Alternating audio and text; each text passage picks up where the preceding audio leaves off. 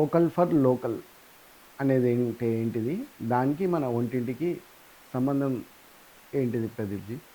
First of all vocal for local అంటే ఏంటంటే మనం లోకల్గా తయారయ్యే ఉత్పత్తులకి మనం ఎక్కువ వాయిస్ ఇవ్వటం. అంటే వాడు ఎక్కువ వాల్యూ ఇవ్వటం, వాటికి ప్రిఫరెన్స్ ఇవ్వటం.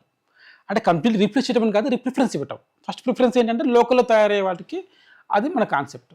ఓకే, ఇదే మనము స్వదేశీ అనుకోవచ్చు. తర్వాత జనరల్గా మనము పర్యావరణానికి సంబంధించింది అన్నీ కూడా ఇది లింక్లో ఉంటుంది. ఎట్లా అంటే ఉదాహరణకి మీకు ఆయిల్స్ ఉన్నాయి అనుకోండి. ఉదాహరణకి మీకు ఆయిల్స్ మీకు ఎక్కడి నుంచో ఇంపోర్ట్ చేసుకుంటున్నారు అనుకోండి. మీకు ఎలా ఉంటుంది అప్పుడు ఇంపోర్ట్ చేసుకున్నప్పుడు? ఒక ప్లాస్టిక్ దాంట్లో చేసి పంపిస్తారు కదా. సో ఒక ప్లాస్టిక్ అక్కడ మనకు వస్తుంది. సో అంటే పర్యావరణాన్ని కూడా మనము ఇచ్చేస్తున్నాం. ఓకే, సో ఇట్లాంటి ఇష్యూస్ మనకి చాలా వస్తుంటాయి. సో వాటన్నిటిని అవాయిడ్ చేయడానికి ఏంటంటే ఈ లోకల్ ఐటమ్స్ తీసుకున్నాం మనకు. ఉదాహరణకి మీకు గుర్తుందో లేదో, మన చిన్నప్పుడు మనం ఆయిల్ కావాలంటే కిరాణా షాప్కి వెళ్తే అక్కడ ఒక అల్యూమినియం క్యాన్ లాంటిది ఏదో ఉంటుంది. నాట్ ప్లాస్టిక్ ఉండేది కదా అప్పట్లో. ఆ అల్యూమినియం క్యాన్ ఉంటుంది. మనం వెళ్ళి గాజు సీసానో లేదంటే ఒక స్టీల్ డబ్బానో ఇస్తే ఆ డబ్బాలో వాళ్ళు కొలిసి పోసేవాళ్ళు. నాకు గుర్తు, నేను నా చిన్నప్పుడు కూడా నేను అవి చూశాను. అట్లాంటివి కిరాణా షాప్కి వెళ్ళినప్పుడు నిల్చుంటే అట్లాంటివి ఉండేవి. అట్లాంటివి. సో క్రమేపీ తర్వాత ఏమైంది, ప్లాస్టిక్ బాటిల్, తర్వాత గాజు బాటిల్లో నూనె రావటం అయింది. తర్వాత ఇప్పుడు ప్లాస్టిక్ బాటిల్లోకి అయిపోయింది. ఇప్పుడు మీరు ప్లాస్టిక్ బాటిల్ తాగినప్పుడు ఏమవుతుందంటే, అంటే మనం అనుకుంటాం ప్లాస్టిక్ ఏమవుతుంది, ఏం కాదు, అంతా కూడా ఏమంటారు దాన్ని, ఫుడ్ గ్రేడ్ ప్లాస్టిక్ అంటారు వాళ్ళు దాన్ని. ఫుడ్ గ్రేడ్ ప్లాస్టిక్ ఏం కాదు అనుకుంటాం. యాక్చువల్గా ఆయిల్కి ఎలా ఉంటుందంటే, మీరు ఆయిల్ స్వభావం ఎలా ఉంటుంది అంటే, మీకు దేనైనా సరే ఆ పాత్రకున్న దాన్ని తీసుకునే స్వభావం ఉంటుంది. ఆయిల్కి గుంజుకుంటుంది ఆటోమేటిక్గా. అట్లా మీరు ఆ స్వభావం ఉన్న ఆయిల్ కాబట్టి మీకు అందులో ఉన్న ప్లాస్టిక్ని కూడా మీకు ఆటోమేటిక్గా అది అబ్జర్వ్ చేసుకుంటుంది. ఎస్పెషల్లీ ఇప్పుడు మనం అంతా కంప్లీట్లీ, ఇప్పుడు ఉదాహరణకి ఈ ఆయిల్ చలి కంట్రీస్ని అనుకోండి, మీకు యుఎస్ కానీ యూకే వాటిల్లో చలి ఎక్కువగా ఉంటుంది. వాళ్ళకి అంత ఎండ అనేది ఎక్కువ ఉండదు వాళ్ళకి యాక్చువల్గా. ఇంకోటి ఎలా ఉంటుందంటే వాళ్ళన్నీ కూడా క్లోజ్డ్గా ఉంటాయి వాళ్ళకి. ఇప్పుడు మీరు ఉదాహరణకి బయటకు వెళ్తే మన సరుకులు ఎట్లా తీసుకెళ్తారండి? ఓపెన్ ట్రక్స్ ఉంటాయి, దాంట్లో తీసుకెళ్తారు. దాని మీద ఎండబడుతుంది. ఎండబడ్డప్పుడు ఆ ప్లాస్టిక్ అంతా కూడా దాంట్లో నుంచి కొద్దిగా కరిగి అదులకు వస్తుంది. అంటే మీకు ఆయిల్లో సగం ఆ మైక్రో ప్లాస్టిక్స్ ఏవైతే అంటున్నామో అవి దాంట్లోకి వస్తాయి. సిమిలర్లీ మనం ప్లాస్టిక్ వాటర్ బాటిల్స్ తీసుకుంటాము. దాంట్లో కూడా ఈ ఎండబడ్డప్పుడు ఆ ఎండ కొంచెం ఎండగాని వేడిగాని ఉన్నప్పుడు ఆ లైట్గా మైక్రో ప్లాస్టిక్స్ అనేది వాటర్లోకి అబ్జర్వ్ అయిపోతుంటాయి. సో ఇవన్నీ కూడా మనకి వోకల్ ఫర్ లోకల్ అన్నాం కదా. ఈ లోకల్ ఐటమ్స్ తీసుకుంటాం. ఉదాహరణకి వాటర్ ఉంది, మనం ఒక ఆర్ఓ ప్లాంట్ పెట్టుకొని ఆర్ఓ ప్లాంట్ నుంచి తెచ్చుకోవచ్చు వాటర్ని. దానివల్ల మీకు ఆ ప్లాస్టిక్ అక్కడ అవసరం ఉండదు. ఓకే, మీరు ఉదాహరణకి ఏదైనా రెస్టారెంట్కి వెళ్ళినప్పుడు మీరు చూస్తే అక్కడ మీకు స్టీల్ క్యాన్తో ఉంటుంది ఆర్ఓది. మీరు అక్కడ తాగితే ఇబ్బంది లేదు. కానీ మనం ఏం చేస్తాం, అది అక్కడే ఉంటుంది, మనం వెళ్ళి ఒక ప్లాస్టిక్ బాటిల్ కొనుక్కుంటాం. అంటే మనము క్యాన్సర్ని కొని తెచ్చుకుంటున్నాం. ఇవన్నీ క్యాన్సర్ కారక పదార్థాలు ఇవన్నీ కూడా. అట్లనే ఆయిల్స్ ఎక్కడికో వెళ్తున్నాం, మనం వెళ్ళి ఆ ప్లాస్టిక్ బాటిల్ తెచ్చుకుంటున్నాము. దానివల్ల ఏమవుతుందంటే అది ప్లాస్టిక్ బాటిల్ లేదా ప్లాస్టిక్ కవర్ ఏదో ఒకటే వస్తుంది. అది కాకుండా మనమే ఒక గాజు బాటిల్ కానీ లేదంటే ఒక స్టీల్ బాటిల్ లాంటిది కానీ, స్టీల్ గిన్నెనో ఇట్లా ఉంటుంది, జార్ లాంటివి ఉంటాయి. ఇప్పుడు రకరకాలు వచ్చేసాయి. ఇప్పుడు అన్నీ కూడా మంచి ఐటమ్స్ బాగా దొరుకుతున్నాయి. ఇప్పుడు అమెజాన్లో కానీ అన్ని చోట్ల మీకు ఆన్లైన్లో దొరుకుతున్నాయి, బయట కూడా దొరుకుతున్నాయి. అవి తీసుకుని వెళ్ళి దాంట్లో మనం నింపుకొని తీసుకొచ్చుకోవచ్చు. అదే ఎక్కడ, మనం గానుగ దగ్గరికి వెళ్ళాలి. ఓకే, గానుగ కూడా చెక్క గానుగ ఉన్నాయి, ఇప్పుడు మిల్లు గానుగ, ఎలక్ట్రిక్ గానుగలు అవి కూడా వచ్చేసాయి. ఇప్పుడు ప్రతి వీధికి ఇప్పుడు గానుగ అవేర్నెస్ కూడా బాగా పెరిగిపోయింది ఇప్పుడు యాక్చువల్గా. సో ప్రతి వీధికి మనకి గానుగలు దొరుకుతున్నాయి. సో అట్లాంటివి తెచ్చుకోవటం. అట్లనే మీరు రకరకాలుగా మన కిచెన్ గురించి మాట్లాడుతున్నాము. సో కిచెన్ గురించి రిస్ట్రిక్ట్ చేద్దాము. ఇంకా చాలా ఉంటాయి మనకి బయటికి వెళ్తే ఇంకా. బట్ కిచెన్లోకి వచ్చేసరికి ఏంటంటే ఇటువంటివి ఐటమ్స్ చాలా ఉంటాయి మనకి. ఉదాహరణకి ఈ ప్లాస్టిక్ కవర్లలో ఉండే ఐటమ్స్ కాకుండా, ఇప్పుడు మనం పెద్ద రెస్టారెంట్, పెద్ద సూపర్ మార్కెట్స్కి వెళ్తే ఇప్పుడు అక్కడ కూడా లూజ్ ఐటమ్స్ దొరుకుతాయి. సో మనమే చూసుకొని, ఇప్పుడు కందిపప్పు కావాలి నాకు, కందిపప్పు నేను ఒక ప్లాస్టిక్ కవర్లలో ఉన్న దాన్ని కొనటం కంటే కూడా లూజ్గా ఉంటుంది, దానికి వెళ్ళి నేను సెలెక్ట్ చేసుకుంటాను. అందులో కూడా ఇప్పుడు వాళ్ళు రీసైక్లబుల్ లేదా డీకంపోజబుల్ బ్యాగ్స్ వస్తున్నాయి ఇప్పుడు అక్కడ. దాంట్లో పోసుకొని వచ్చేయాలి. లేదా మనం కుదిరితే మనం తీసుకెళ్ళచ్చు. మనం తీసుకెళ్తే వాళ్ళు ఎలా చేయకపోవచ్చు అన్ని కూడా. ప్లస్ అన్ని చిన్న బ్యాగులు మన దగ్గర ఉండకపోవచ్చు. కాబట్టి ఇటువంటివి డీకంపోజబుల్ బ్యాగ్స్ ఏవైతే ఉంటాయో వాటిల్లో నింపుకొని రావటం, దాని ద్వారా మనం కొంచెం తగ్గించుకోవచ్చు. ఈ పర్యావరణానికి మనం కాపాడుకోవచ్చు, ప్లస్ మనము ఈ లోకల్ బిజినెసెస్ అయితే వాటికి కూడా మనము వాల్యూ ఇవ్వచ్చు. ఇప్పుడు ఈ గ్రాసరీస్ అవన్నీ లోకల్లో వచ్చేవి ఇప్పుడు తగ్గిపోయాయి, పెద్ద పెద్ద సూపర్ మార్కెట్లో వాటిలోనే వస్తున్నాయి. బట్ అట్లీస్ట్ ఇప్పుడు ఆయిల్స్ ఉన్నాయి, తర్వాత మిల్లెట్స్ కానీ ఇట్లాంటివన్నీ కూడా మీకు లోకల్లో వచ్చేస్తున్నాయి. సో వితౌట్ ఎనీ ప్యాకేజింగ్ మీకు రెడీమేడ్గా దొరుకుతున్నాయి. ఇప్పుడు ఇక్కడ తీసుకుంటే కూడా మా ఇంటి దగ్గరలో కూడా ఇట్లా మొత్తం లూజ్గా దొరుకుతాయి కొన్ని ఐటమ్స్. ఒక సూపర్ మార్కెట్ కాదు కానీ ఒక చిన్న షాపు దాంట్లో దొరుకుతాయి. ఇట్లాంటి చోట్ల మనం వెతికితే ఆటోమేటిక్గా వస్తుంది. ఇంకోటి ఏంటంటే మనము ఒక 10 మంది అడిగారు అనుకోండి, ఉదాహరణకు గానుగ నూనె కావాలి, మీకు గానుగ నూనెలో నాకు పల్లి నూనె కావాలి, ఒక పల్లి నూనె ఉంది, లేదా నాకు కుసుమల నూనె కావాలి, నాకు అతను చేయట్లేదు. ఒక 10 మంది అడిగితే ఆటోమేటిక్గా అతనికి డిమాండ్ ఉందని తెలుస్తుంది. కాబట్టి నెక్స్ట్ టైం ఆయన తీసుకొచ్చే అవకాశం ఉంటుంది. అప్పుడు ఈ 10 మంది మన నెంబర్ ఇవ్వాలి, బాబు వచ్చినప్పుడు నాకు నెంబర్ ఇవ్వండి. ఇట్లా మనము ఒక డిమాండ్ని కూడా మనం జనరేట్ చేయొచ్చు. యాక్చువల్గా మనకి ఏవైతే కావాలి, మిల్లెట్స్ ఫర్ ఎగ్జాంపుల్ ఒక 10 ఏళ్ల క్రితం చూస్తే మిల్లెట్స్ చాలామందికి తెలియదు.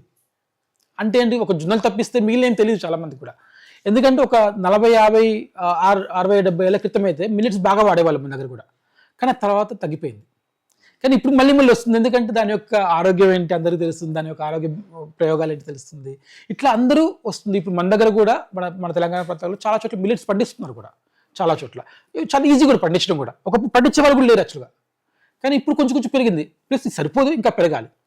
అట్లనే మనం చూస్తే ఈ మనం బియ్యం తింటాం ఎక్కువగా. మనం తెలంగాణ అంటే జనరల్గా మనము బియ్యం అనేది మనకు ప్రధాన ఇది ఆహారం, ప్రధాన ఆహారం. అందులో కూడా మనం తినే విత్తనం ఏంటి? ఓకే, ఉదాహరణకి మీరు తినే రైస్ వంటకం తెలుసా మీకు? ఏంటి, ఏం ఏం ఏం విత్తనం తింటారు మీరు? సోనా మసూరి తింటారు. ఈ సోనా మసూరి అనేది ఎక్కడ విత్తనం ఇది? కర్నూలు. ఎందుకంటే కర్నూలు సోనా మసూరి ఉంది కాబట్టి కర్నూలు అనుకుంటున్నారు. ఇది చైనా నుంచి వచ్చింది, చైనా విత్తనం ఇది. ఇది మన విత్తనం కాదు. అంటే చైనా వాడు మనకి ఎందుకు ఇచ్చాడు? బాగుందని ఇచ్చాడా? కాదు, మన ఆరోగ్యం పాడు చేయాలి కాబట్టి వాడు మనకి ఇచ్చాడు. మనం నా చిన్నప్పుడే సోనా మసూరి అనేది బాగా నాకు గుర్తు ఆ పేరు, ఎందుకంటే అప్పట్లోనే సన్న బియ్యం సోనా మసూరి బాగుంటుంది అని చెప్పేసి ఒక పబ్లిసిటీ చేశారు దాన్ని. మన హిస్టరీని ఎట్లయితే ట్యాంపర్ చేశారో, ట్యాంపర్ చేసి ఓన్లీ మొఘల్స్ ఇట్లా పెట్టారు, అట్లనే ఈ సోనా మసూరి అనే బియ్యం విత్తనాన్ని కూడా ఎస్పెషల్లీ మన తెలుగు రాష్ట్రాల్లో దాన్ని ట్యాంపర్ చేశారు, మన మైండ్ని ట్యాంపర్ చేశారు. ట్యాంపర్ చేసి సోనా మసూరి అనేది మంచి విత్తనము అని చెప్పేసి ఒకటి తీసుకొచ్చారు. అది ఎక్కడిది అంటే దానికి మళ్ళీ కర్నూలు, నెల్లూరు ఏదో రకరకాల పేర్లు మనకి పెడుతున్నారు దానికి. కానీ అది చైనా విత్తనం. చైనా వాడు మనల్ని నాశనం చేయడానికి పంపించిన విత్తనం చెప్పాలంటే అది. మరి మన విత్తనాలు ఏంటి? బహురూపి, రక్తశాలి. రక్తశాలి అంటే అది బ్లడ్ తక్కువ ఉన్న వాళ్ళకి రక్తాన్ని ఇచ్చే ఒక విత్తనం. నవార అంటే మీకు నరాల బలహీనత, తర్వాత మధుమేహము, డయాబెటీస్ అంటాం కదా, వీటిని తగ్గించడానికి వచ్చే విత్తనం నవార. చిట్టి ముత్యాలు, పిల్లలకి సులువుగా అరిగేవి చిట్టి ముత్యాలు. అట్లనే మాపిల్లై సాంబా అని ఒక తమిళనాడు విత్తనం ఉంది. మాపిల్లై సాంబా, ఓకే, అంటే ఏంటంటే కొత్తగా పెళ్ళైన అల్లుడికి తినిపించే విత్తనం అది. అంటే చూడండి ఎంత విచిత్రంగా ఉంది చూడండి. అట్లనే బాలింతలు తినిపించే ఉంది. ఇందాక చెప్పే కొత్తగా పెళ్ళైన అల్లుడికి ఎందుకు తినిపించాలి? ప్రొడక్టివిటీ పెరగాలి, ఎనర్జీ కోసం, ప్రొడక్టివిటీ కోసం. అంటే పిల్లలు ఆరోగ్యంగా పుట్టాలి, పిల్లలు పుట్టాలి ఆరోగ్యంగా పుట్టాలి. అప్పుడు మీరు ఐవీఎఫ్లు వాటికి వెళ్ళాల్సిన అవసరం లేదు. ఇప్పుడు మొన్న ఒకసారి చిలుకూరులో అయ్యగారు డిక్లేర్ చేశారన్నమాట, గరుడ ప్రసాదం పంచిపెడతా అని చెప్పేసి. ఆ రోజు కొన్ని వేల మంది, లక్షల మంది బేబీ రోడ్ల మీద ట్రాఫిక్ జామ్ అయింది. ఆ రోజు మనం చూసాం, ఇక్కడ దాకా ట్రాఫిక్ జామ్ అయినాయి. చిలుకూరుది ఎక్కడ ఉంది, ఇక్కడ మన గచ్చిబౌలిలో ఎక్కడ ఉంది, ఇక్కడ దాకా traffic jam, outer ring road దగ్గర ట్రాఫిక్ జామ్, అంత ట్రాఫిక్ జామ్ అయింది. అంటే ఎన్ని వేల మంది పిల్లలు లేకుండా బాధపడుతున్నారు చూడండి. వాటన్నిటికీ ఏంటిదంటే ఈ మాపిల్లే సాంబాగిరికి తినుంటే, లేదు ఇప్పటికైనా తింటే మీకు ఆ ప్రాబ్లం సాల్వ్ అయిపోతుంది. ఇద్దరికి, వైఫ్ అండ్ హస్బెండ్ ఇద్దరికి అది పెట్టచ్చు. ఇట్లా రకరకాలుగా విత్తనాలు ఉన్నాయి. మీకు ఒక విత్తనం ఎట్లా ఉందంటే అస్సాంలో, ఈ అస్సాం విత్తనం ఎలా ఉంటుందంటే మీరు ఇట్లా ఒక పోసేసి ప్లేట్లో కానీ గిన్నెలో కానీ పోసేసి నీళ్లు పోస్తే అన్నం రెడీ అయిపోతుంది.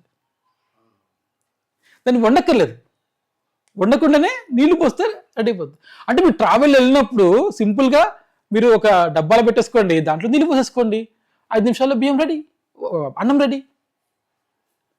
ఇంత సాఫిస్టికేటెడ్గా మన వాళ్ళు విత్తనాలు ఎప్పుడో ఉన్నాయి మన దగ్గర.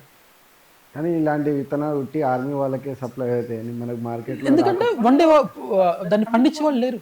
ఇప్పుడు నవారా తీసుకుంటే నవారా పండించే వాళ్ళు ఎవరు ఉన్నారు?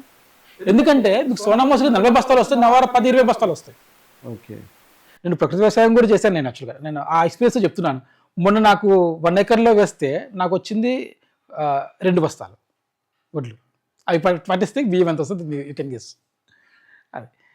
సో ఇవి ఛాలెంజెస్ ఉన్నాయి, ఛాలెంజెస్ లేవనట్లేదు. ఓకే, పండించడంలో ఛాలెంజెస్ ఉన్నాయి, ఇట్లాంటివి ఉన్నాయి. సో దీంట్లో ఏంటంటే చదువుకున్న వాళ్ళు దాంట్లోకి వెళ్ళటం ద్వారా దాంట్లో మళ్ళీ టెక్నాలజీ పెంచడము. టెక్నాలజీ అంటే కొత్త కొత్త టెక్నాలజీని తీసుకురావడం కాదు, దాంట్లో యొక్క ఏమంటుంది దాన్ని ఎఫిషియన్సీ పెంచడం ద్వారా దిగుబడి పెంచవచ్చు. ఇప్పుడు జీవామృతం ఇట్లాంటివి వాడుకోవటం వల్ల అదంతా కూడా మాకు సపరేట్. ఫార్మింగ్కి వెళ్తే అది ఒక పెద్ద చాప్టర్ వెళ్ళిపోతుంది.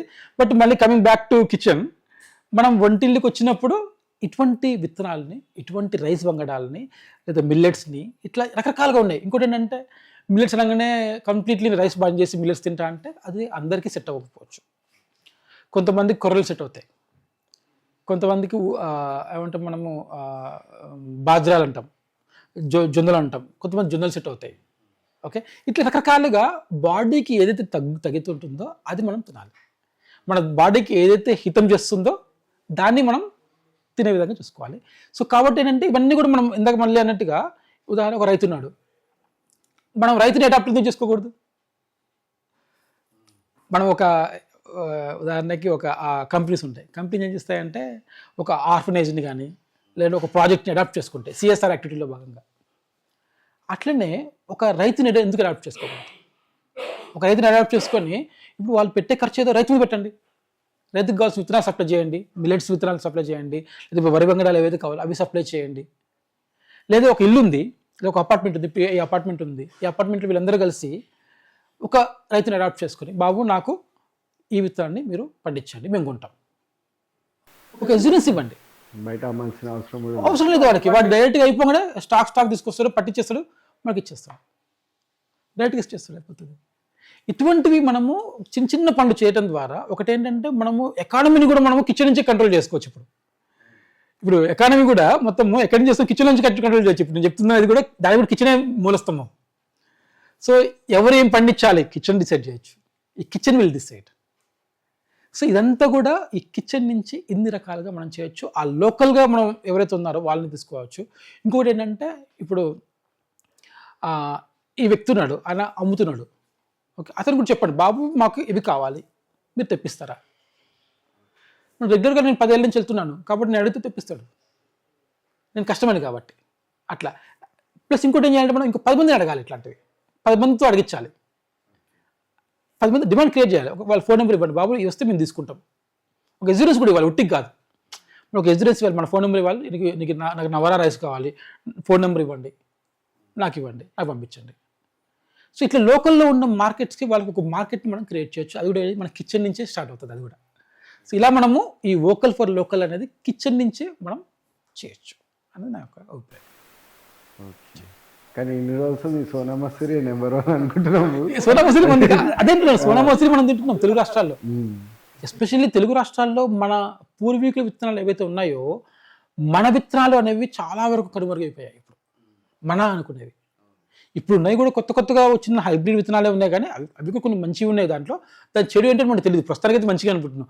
సోనా మసూరి ఒకప్పుడు చాలా మంచిది అన్నారు, అడుగుతుంది, ఈజీ టు డైజెస్ట్, అయితే లావు బియ్యం అది అరగదు మనకి. అట్లా మరి లావు బియ్యం అయితే మన చిట్టుముచ్చాలు వాడుకోవచ్చు కదా. అప్పుడు దాన్ని ప్రమోట్ చేయలేదు, సోనా మసూరిని ప్రమోట్ చేశారు. ఎందుకు ప్రమోట్ చేశారు? అటు పాలకులు అధికారులు ఎవరైతే ఉన్నారో వీళ్ళందరిది రెస్పాన్సిబిలిటీ అది. సో అక్కడ ఉన్న వాళ్ళు ఎందుకు అట్లా చేశారన్నది దేవుడికి ఎరక. అంటే నేను చిన్నప్పటి నుండి చూస్తున్నా దొడ్డు బియ్యం, సన్న బియ్యం అంతే. అంటే ఇంకోటి ఉంటుంది, సన్న బియ్యం ఉన్న వాళ్ళు తింటారు, దొడ్డు బియ్యం లేని వాళ్ళు తింటారు అని. ఇట్లా అంటే అప్పుడు ఎట్లా అయిందంటే రేషన్ కార్డు ఎవరికైతే ఉంటే వాళ్ళు గరిబోళ్ళు, పింక్ కార్డు ఉన్నోళ్ళు ఇట్లా డిఫరెన్షియేషన్ అయితే నేను చూశాను. అవును. అంతేకాదు, బియ్యం ఎంత తెల్లగా ఉంటే అంత మంచిది. తెల్లగా ఉంటే దాని రేట్ ఎక్కువ. ఒకప్పట్లో ఉండేది. ఓకే, ఇప్పుడు మళ్ళీ మారే సింగిల్ పాలిష్ కావాలంటే రేట్ ఎక్కువ వస్తుంది. ఇప్పుడు మళ్ళీ మారింది సింగిల్ పాలిష్ కావాలంటే కొంచెం రేట్ ఎక్కువ పడుతుంది ఇప్పుడు మనకి అట్లా. సో ఒకప్పుడు ఎట్లా ఉండదు, ఎంత పాలిష్ ఎక్కువ చేస్తే అంత మంచిది. అంటే ఆ పాలిష్ చేసింది దాన్ని తౌడుగా చేస్తారన్నమాట. పాలిష్ చేసిన తర్వాత పైన వస్తుంది కదా, దాన్ని తౌడుగా మారుస్తారు. ఆ తౌడు ఇప్పుడు కాలిరిగింది అనుకోండి, కాల్షియం అట్లాంటివి లేవనుకోండి, ఆ తౌడు బిస్కెట్లు అని చెప్పేసి ఉంటాయి. నేను తిన్నాను చిన్నప్పుడు, ఒకసారి చిన్నప్పుడు ఫ్రాక్చర్ అయినప్పుడు అది ఇచ్చారనమాట. అంటే మనం ఉన్న బియ్యం నుంచి తౌడు తీసి దాన్ని బిస్కెట్ల రూపంలో చేసేసుకొని వీళ్ళకి పిప్పిస్తున్నాం మనం. అంటే బియ్యంలో ఉండే పిప్పిని మాత్రమే మనం తింటున్నాం, కేవలం మన స్టమక్ని ఫుల్ చేస్తున్నాం, దానికి విటమిన్స్ ఇవ్వట్లేదు.